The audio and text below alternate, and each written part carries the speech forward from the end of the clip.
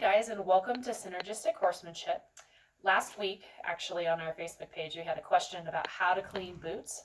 And so we thought, oh, this is a great topic. I've actually always wanted to share this with people because there's so many different ways to do it.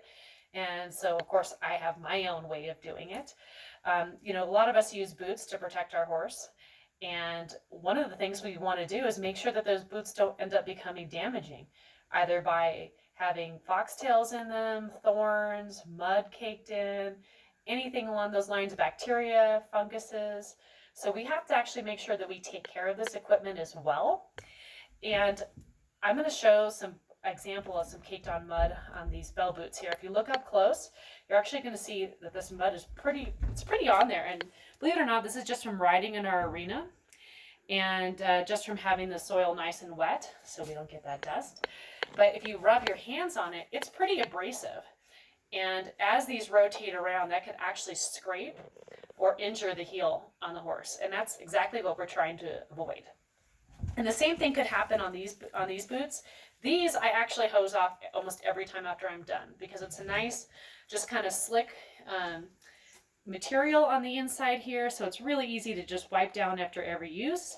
I still like to do a big clean on them about once every couple weeks because I want to make sure that any bacteria and funguses are off of there.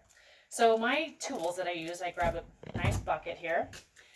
And then I have a kind of your standard hard brush. I don't like to use horsehair brushes for this. I want something that is a little bit harder to kind of rub. And then I have a nice plastic brush here, just that, it's easy to clean, can get a little bit in there harder if we need to. And then I also like to use Chlorhex scrub. I find that it's it's really soft on the skin, so if there's anything left over, I don't feel like it's really going to burn the skin or irritate it. I also like it because it doesn't sud a lot, so I don't get a lot of soap residue. I don't have to worry as much about rinsing out. As well as it's an antiseptic and an antibacterial. Exactly. So I kind of figure if you're going to clean, you might as well put an antiseptic and antibacterial in there. If you're taking the time, just might as well do it. So you pour a little bit in here. Probably about that much. This stuff is not cheap, but you can usually get it at most first aid places. Our local place is Pine Nut Livestock Supply, and they carry that in there, and I absolutely love it. And then I put some warm water in here, enough to get kind of everything saturated. The warm water, as you can imagine, helps kind of break apart everything. Gets the mud off easier. Just helps with the scrubbing process.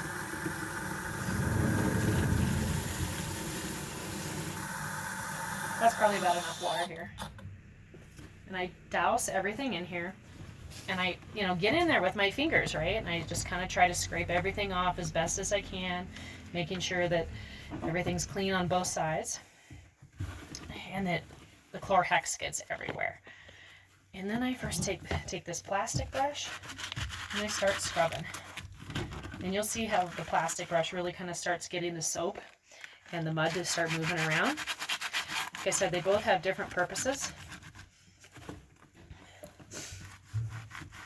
I really like these professional boots, bell boots, because when you can see how this part here on the Velcro starts to break off. We actually have a seamstress in-house that can sew those back on to me. And I like these a lot better than the rubber because you can fix them. The rubber, not so much. Once it starts tearing, that's it. So these are a little bit more expensive in the beginning, but you don't have to order boots as often. So I really like that. Kind of do this again, get in there. And in another video, we'll show you how we clean the Velcro too. Because, it does get annoying when your Velcro stops acting like Velcro, even if it is attached. And as you can see, a lot of the dirt's already starting to come off. And you could just use regular water, but like I said, I like to give it a good antibacterial soaking. So why did you switch brushes? So this one here helps get the bulk of it off, but it doesn't really get down into the pores. As well, right? So this brush here, it's got tiny, finer tensils. and it's much better at wiping everything away. So if you think about what this brush, this one here does, right? When you're grooming a horse, it gets the bulk of the dirt up. This wipes it off. Does the same thing when you're cleaning. And we also clean our brushes about every 6 months in a very similar fashion. And you know, people will come into our barn and they'll see just buckets soaking, because we'll actually soak our brushes for a while. Because our brushes, you know, can carry bacteria, as we know, scratches and all those fun things. And then I move my bucket over to the side, turn this over here, kind of give it a good rinse, see where I'm at, cleaning wise. It looks pretty darn good. Now I never put these in the dryer. I always hang them to dry. It's really hard on the Velcro, and it's really hard on just all of it. The dryer, as we know, to our clothes is actually pretty damaging. So I usually just kind of hang these out somewhere to dry in the sun. You know, you can put them on the side of your sink. You can hang them up in the wash rack. It just depends on what your barn standard is. Now this one's going to be a lot easier. This one we're not going to have to use this. We're just going to have to use this brush in here because it doesn't have the level of mud on there. And that's why a lot of people really like these style of boots.